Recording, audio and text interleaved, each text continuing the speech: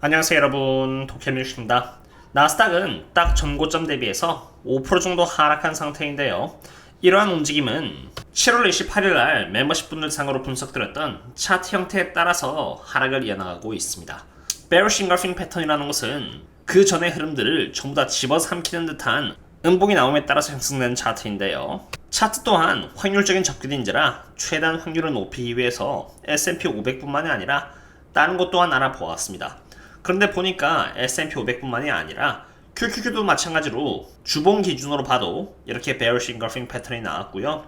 다우존스도 주봉 기준으로 bearish engulfing 패턴이 나왔으며 러셀 또한 전주의 흐름을 전부 다 집어치우는 bearish engulfing 패턴이 이렇게 형성이 되었던 것을 확인하였습니다. 그리고 그러한 흐름에 따라서 주가는 이렇게 하락을 이어나가고 있고 애플 또한 175달러라는 장선을 앞두고 있는 상태로 만약 애플의 주가가 175달러를 뚫고 내려간다거나 혹은 지금 71배의 PE 멀티플을 받고 있는 고평가인 엔비디아가 실적을 8월 말에 만족시키지 못하는 모습을 보여준다면은 여기 어마무시한 갭을 채우러 엔비디아의 주가가 하락함에 따라서 주가는 크게 조정을 받을 수 있으니 지금 고평가를 받고 있는 S&P 500이나 나스닥을 상으로는 보수적인 자세를 취하는 것이 맞다라고 봅니다. 제가 이렇게 말하는 이유는 사실 차트적인 부분뿐만이 아니라 펀더멘탈 측면에서 바라봤을 때 약하기 때문입니다. 가장 극적인 예로 많은 분들이 3배 레버리지를 좋아하시니 여기 SOXL과 너구리라고 불리는 NRGU를 보겠습니다. SOXL은 반도체 3배 ETF이고 NRGU는 원유 3배 ETF입니다. 차트 형태를 보시면 아시겠지만 반도체 섹터가 이렇게 상승을 하면은 원유 섹터는 하락을 하고 반대로 반도체 섹터가 하락을 하면은 원유는 상승을 합니다. 최근 들어서 SOXL이 이렇게 26% 정도 하락하였지만 그 와중에 NRGU는 53%나 상승했다는 것을 볼 수 있습니다. 제가 오랜 기간에 걸쳐서 특히 나스닥을 대상으로 보수적인 자세를 유지한다고 말씀드렸던 그 이유 중 하나가 바로 일반적인 거시경제 펀더멘탈과는 반대로 원유 펀더멘탈이 점점 강해지는 모습을 보여줘 왔기 때문입니다. 저희 경우는 그나마 빅테크 중에서 아마존과 구글 그리고 테슬라를 들고 있는데 테크 주식들의 밸류에이션이 펀더멘탈과 큰 괴리감을 보여줘 왔기 때문에 저와 저희 멤버십 분들은 펀더멘탈 대비해서 주가가 반영을 받지 못하고 있는 원유 섹터로 좋은 주식들을 유지한 채 방향을 크게 바꾸었습니다.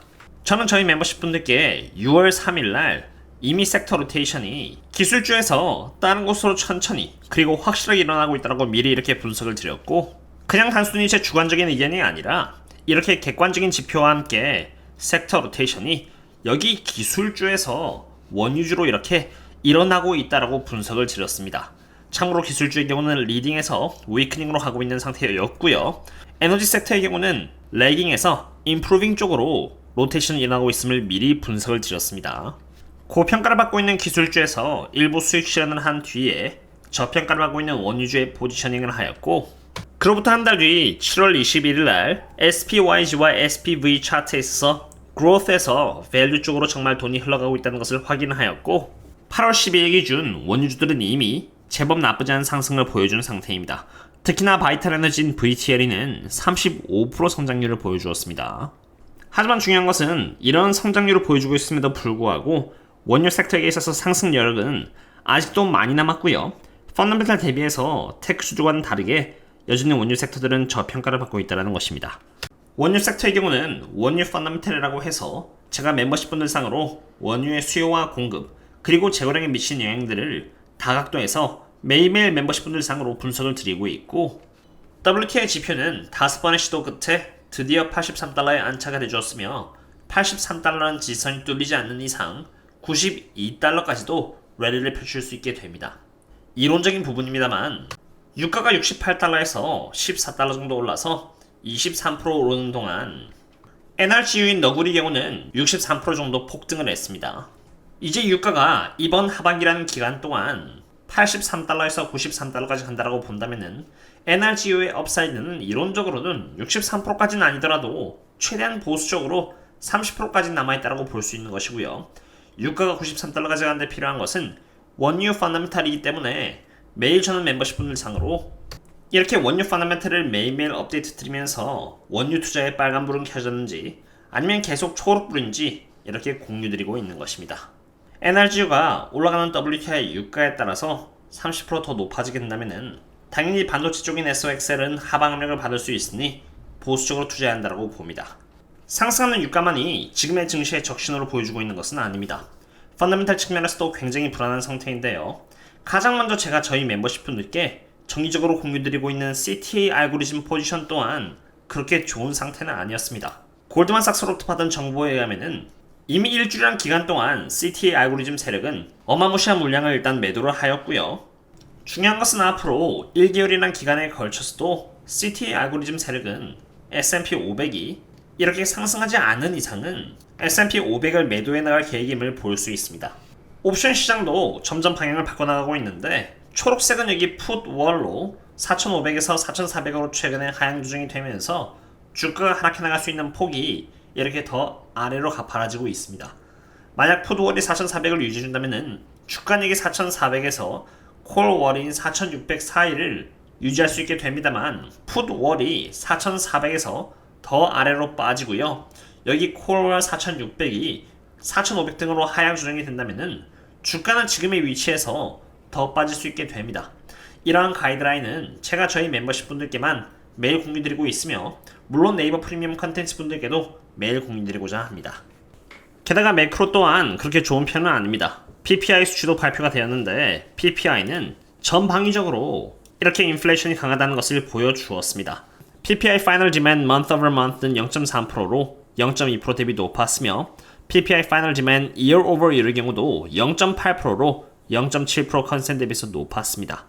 Core PPI의 경우도 Month over Month 기준으로 0.2% 컨센 대비해서 높았고요. Core PPI Year over Year의 경우도 2.3% 대비해서 2.4%로 높았습니다. 그리고 빅스의 현황도 그렇게 긍정적인 편은 아닙니다.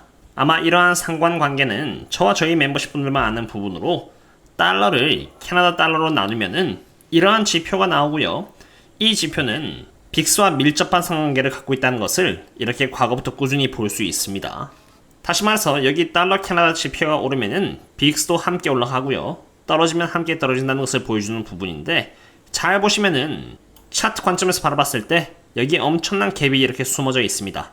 즉 달러 캐나다의 차트가 이 갭을 채우러 이렇게 올라간다면은 빅스 또한 마찬가지로 이렇게 상방 압력을 받게 되고 그것은 S&P 500이나 나스닥을 대상으로는 하방 압력으로서 작용이 될 것입니다.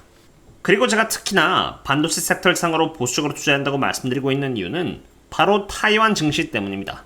여기 타이완 증시의 차트를 보시면은 이렇게 트리플 탑을 만들고 난 뒤에 주가가 하락했다는 것을 볼 수 있고요. 여기 이렇게 갭이 있다는 것을 볼 수 있습니다. 다시 말해서 타이완 증시는 여기 갭을 채우러 16,327에 정상까지 내려올 수 있다는 것을 의미합니다. 그런데 이 타이완 증시는 TSMC와 매우 밀접한 상관계를 갖고 있습니다.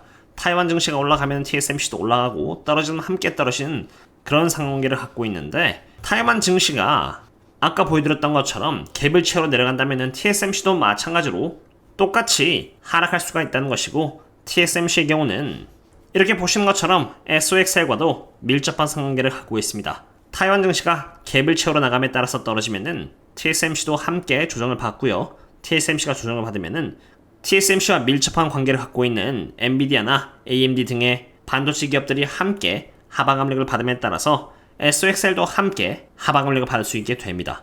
바로 그러한 이유에서 종합적으로 바라봤을 때 반도체 섹터는 여전히 보수적으로 바라봐야 하는 것 같습니다. 오늘의 분석은 여기까지고요. 다들 즐거운 연휴 되셨으면 합니다. 나중에 밤에는 천연가스 관련된 전망과 매크로 관련 차트 등을 시간이 될 때 텔레그램 멤버십 분들과 네이버 프리미엄 컨텐츠에 공유드리도록 하겠고요. 그럼 다음에 또 다른 분석 강의 잡도록 하겠습니다. 그럼 다음에 또 만나요. See you later.